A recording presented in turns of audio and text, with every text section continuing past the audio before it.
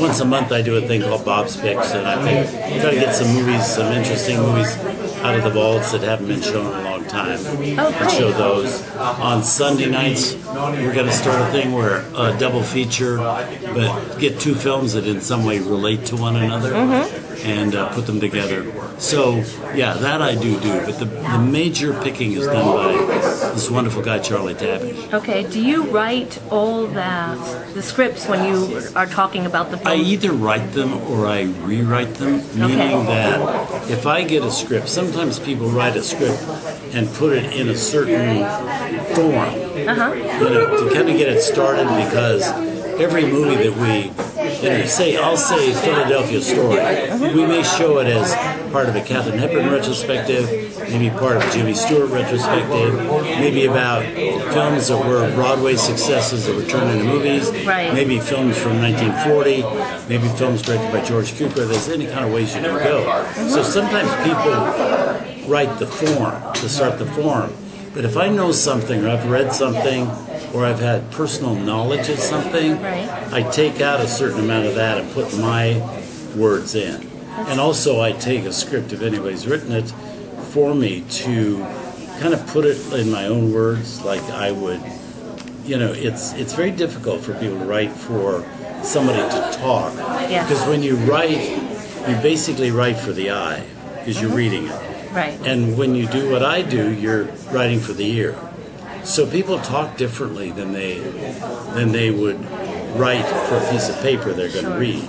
So I try to get it in a conversational manner, and I do all of that. That's why I like that. I mean, I know how hard it is to do that, and you're so eloquent. Oh, thank you. I appreciate that. You know, when I watch you, I am just transformed into, you know, and the history is always so interesting. Yeah, me too. When you talk about all the history of the film. Well, see, I think my job is to, when I was a kid growing up, there weren't that many books about old movies, that many people didn't talk about it, but I found that the more I found out about a movie and doing research, the more interesting it was. So I think, you know, I think with TCM, I don't really have to sell anybody on watching Casablanca or Singing in the Rain or Lawrence of Arabia, but we have a lot of films that are interesting, maybe not great films, some of them even bad films.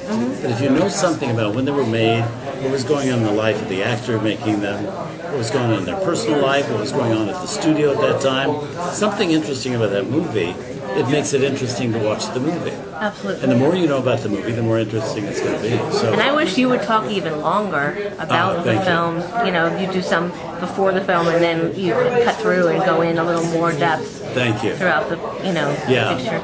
I was transformed when I saw The Thin Man, I believe, on TCM, and you did like I think it was a series of different Thin Men. All of them. Yeah. All 6 of them, And is that a film that you really adore? Well, I do. I mean, the series. I think the first 3 are particularly good. They kind of fall off in quality a little after they get going, but the snappiness of it, the sauciness of it, the kind of improvisational acting that William Powell and Merle Lloyd can do, and they had these wonderful screenwriters, Albert Hackett and Florence, his wife. Okay, no problem. Goodrich.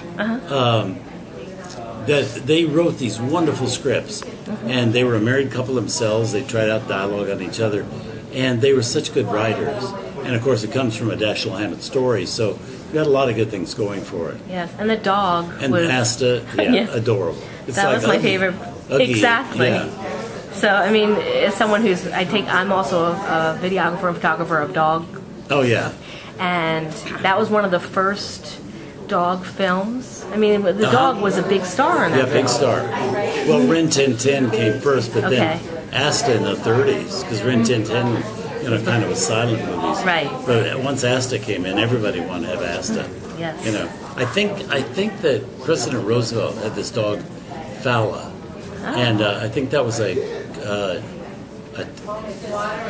think it was a terrier. Yeah, it's a terrier. Yeah, and a Wheaton maybe?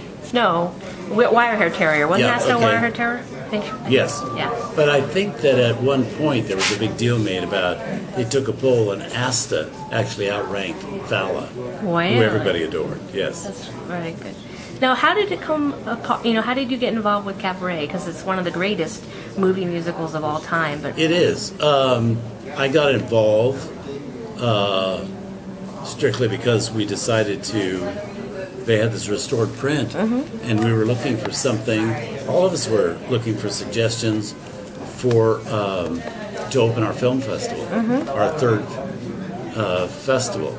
And we opened originally with A Star Is Born. Then our next one was on An American in Paris on the big screen. wow. So that was dazzling too. And then it seems so interesting that having had a Judy Garland movie and a Vincent Minnelli movie, we would have a Liza Minnelli movie for the third. Right. But I always had great fondness for the movie from the time it came out, and so it was it was just a great treat to be able to have that. But also, I'd gotten to know Liza Minnelli here in the city, and we could get Liza to come to the opening in L.A., and Joel came, and Michael came. We didn't get Marissa, except that's not how you pronounce it. I was just informed. Maritza. I think it's Maritza. Okay. Berenson.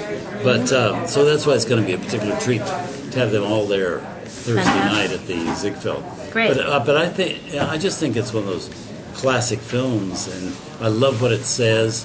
I love what Bob Fosse did to it, but and made it so different than what Hal Prince had done to it on Broadway. But also, we live in a time right now where people aren't paying attention politically to what's going on, and there's so much damage going on in the world, and I just think this is a great evergreen movie to make people maybe conscious that you have to pay attention to what's going on in the world.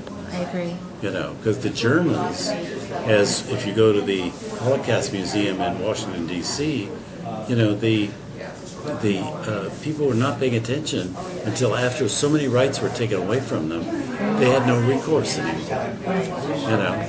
So I just think it's a wonderful movie that's not only entertaining, spectacular to the eye, but a great warning to what's going on in the world. That's great. That's great. Well, people are going to, it does make a good statement. Yeah, absolutely. That scene in it where these beautiful young German faces are singing "Tomorrow Belongs to Me," and all of that.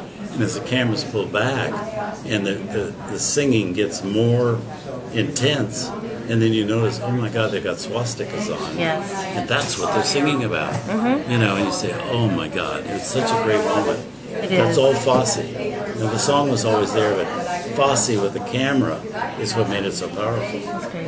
Well, thank you. You're going to do a talk back tomorrow night, interviewing the entire cast of the film, including Liza. Liza's coming up first. We'll talk to her for a while, then bring Joel up because they both won Oscars for it, and chat, and then I'll bring both Michael and Maritza up. Fantastic. Yeah. Well, I can't wait. And I think it's their first reunion they've had all together. So fantastic. It's kind of thrilling. Yeah, it is. It's a brilliant thing that you're doing, and thank you so much for having this amazing event. Thank you for being interested. Okay. Thank you.